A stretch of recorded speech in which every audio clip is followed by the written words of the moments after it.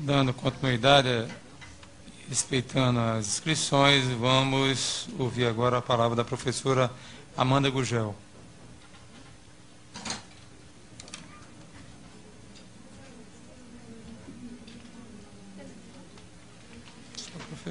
Bom dia a todas e todos. Durante cada fala aqui, eu pensava em como organizar a minha fala, né? Porque, assim, são tantas questões a serem colocadas e tantas angústias, né, do dia a dia, de quem está em sala de aula, de quem está em escola, e eu queria, pelo menos, conseguir sintetizar minimamente essas angústias. Mas também, como as pessoas apresentam muitos números, e como sempre colocam, os números são irrefutáveis, eu gostaria também de apresentar um número para iniciar a minha fala, que é um número composto por 3 algarismos apenas, bem diferente dos outros números que são apresentados aqui com tantos algarismos, que é o número do meu salário, né? Um 9, um 3 e um 0. Meu salário base, R$ 930. E aí eu gostaria de fazer uma pergunta a todas e todos que estão aqui, sim, nível superior, com especialização.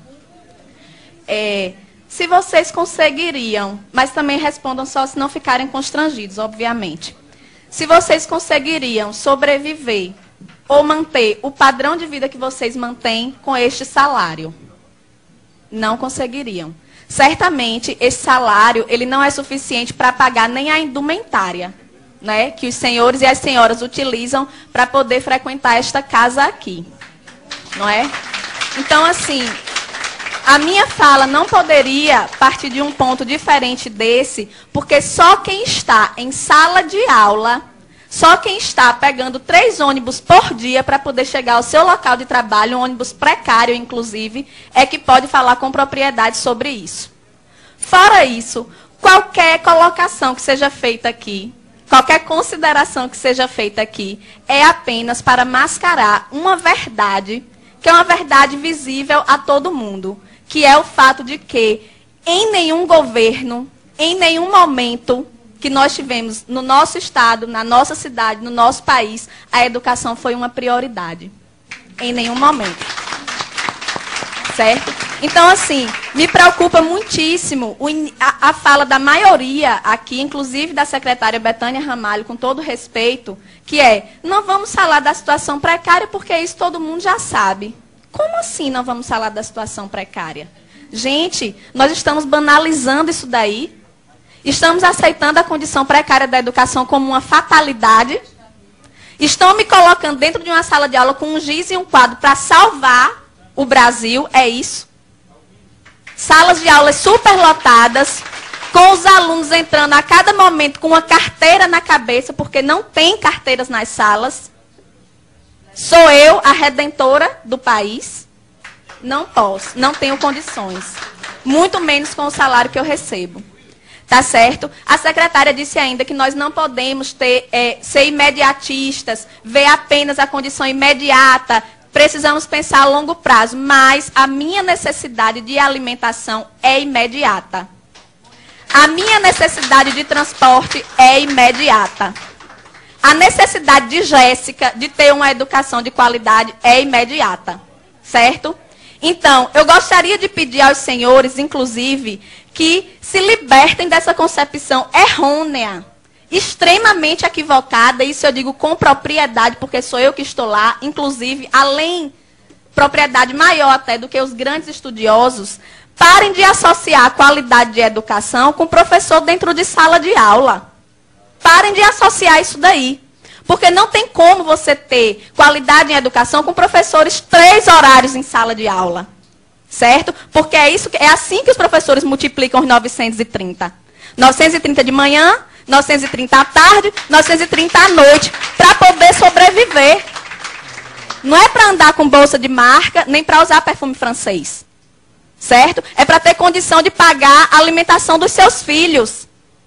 É para ter condição de pagar uma prestação de um carro, que muitas vezes eles compram, para poder se locomover mais rapidamente entre uma escola e outra, e que eles precisam escolher o dia em que vão andar de carro, porque não tem condição de comprar o combustível.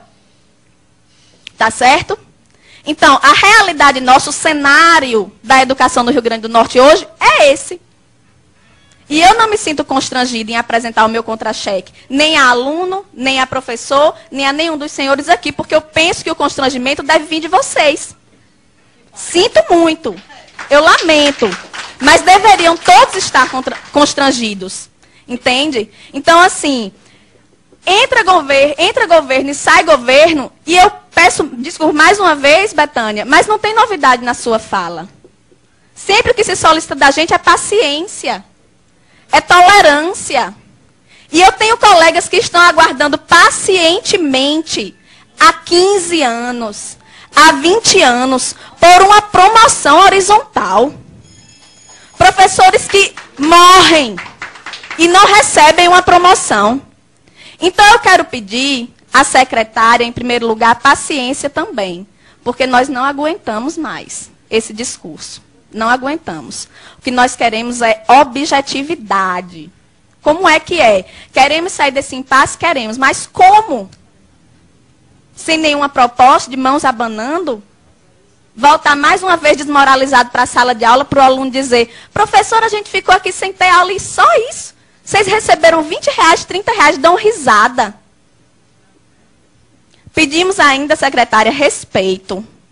Para que a senhora não vá mais à mídia dizer assim, pedimos flexibilidade, como se nós fôssemos os responsáveis pelo caos, que na verdade só se apresenta para a sociedade quando nós estamos em greve, mas que está lá todos os dias, dentro da sala de aula, dentro da escola, em todos os lugares. Certo? Então, respeito.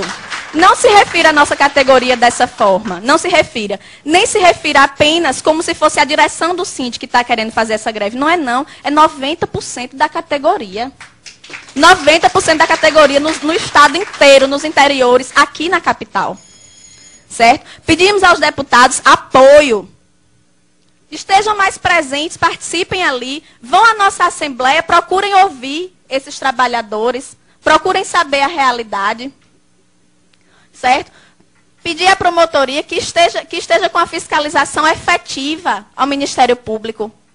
Que não seja para dizer, professor não pode comer desse cuscuz não, porque é um cuscuz alegado que a gente come, o cuscuz da merenda. Porque a promotoria está para lhe dizer que a merenda é do aluno, não é do professor.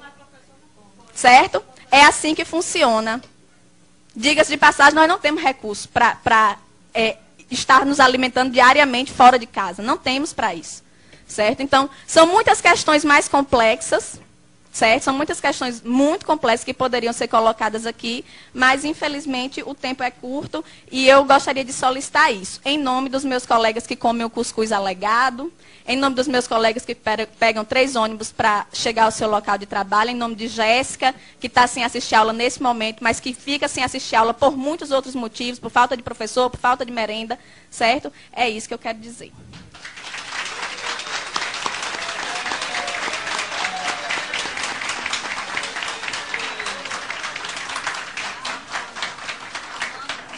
Parabéns à professora Amanda Gurgel.